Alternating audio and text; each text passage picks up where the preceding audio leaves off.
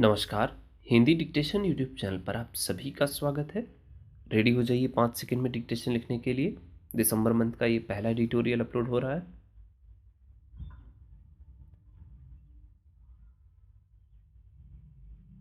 बुधवार को जुलाई सितंबर 2022 के आर्थिक वृद्धि के आंकड़े जारी होने के साथ ही अर्थव्यवस्था के प्रबंधन की केंद्र की चुनौती थोड़ी और कठिन हो गई है।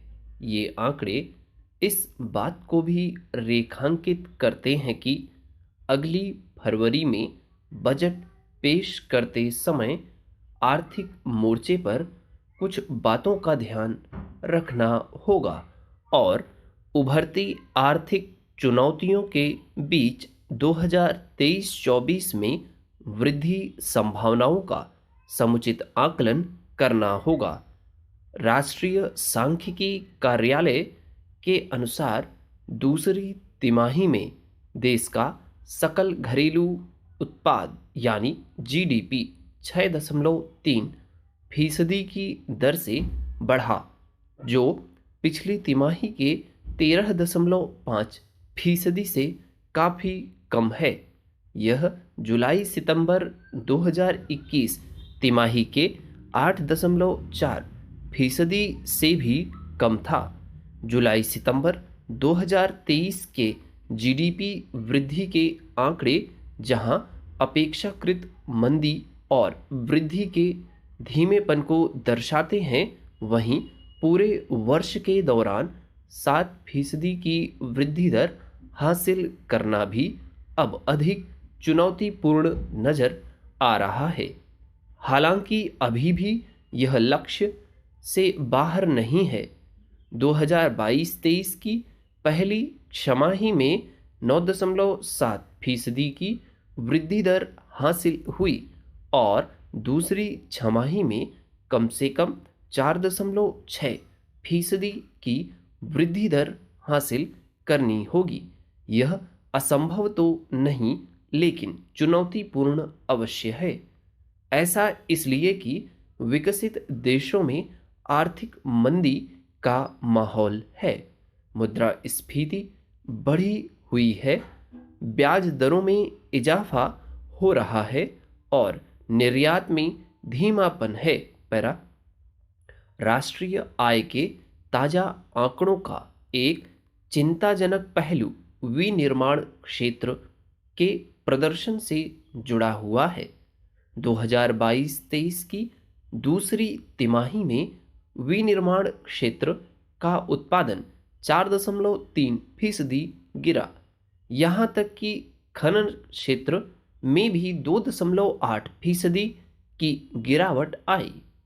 विनिर्माण और खनन के उत्पादन में गिरावट बताती है कि देश के औद्योगिक क्षेत्र में गिरावट आई है और यह रोजगार निर्माण के लिए बड़ी चुनौती होगी।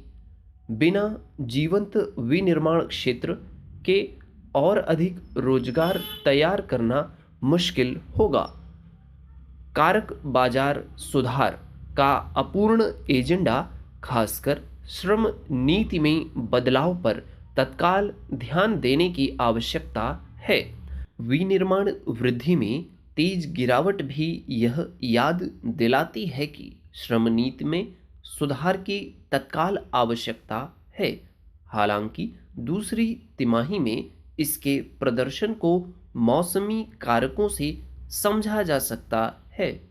फिर भी कृषि क्षेत्र में 4.6% की स्वस्थ वृद्धि और ऊर्जा एवं उपयोगी सेवा क्षेत्र में 14% से अधिक की बेहतरीन वृद्धि से संकेत मिलता है कि कोविड-19 के बाद अब सीधे संपर्क वाले क्षेत्रों में तेजी लौट रही है।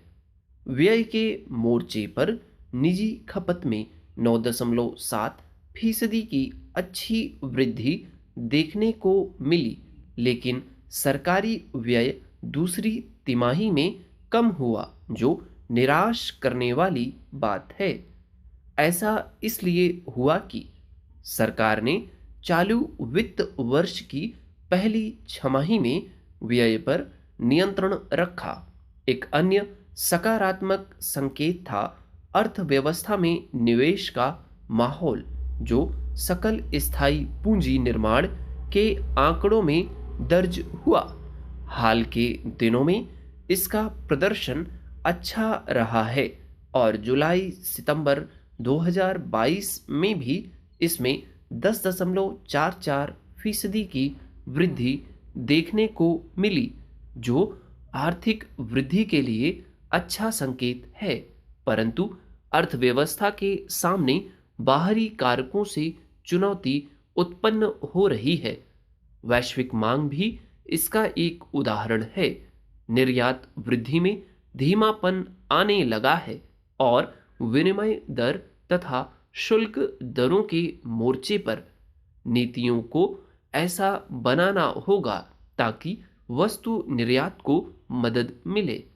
इससे भी अहम बात यह है कि अगर अर्थव्यवस्था को उच्च निवेश दर से लाभ हासिल करना है तो यह आवश्यक है कि वह फरवरी में ऐसा बजट पेश करे जिसमें अधोसंरचना निर्माण पर अधिक व्यय किया जाए और साथ ही कर प्रणाली में रियायतों और छूटों को तार्किक बनाया जाए ताकि राजस्व वृद्धि बरकरार रहे। That's all.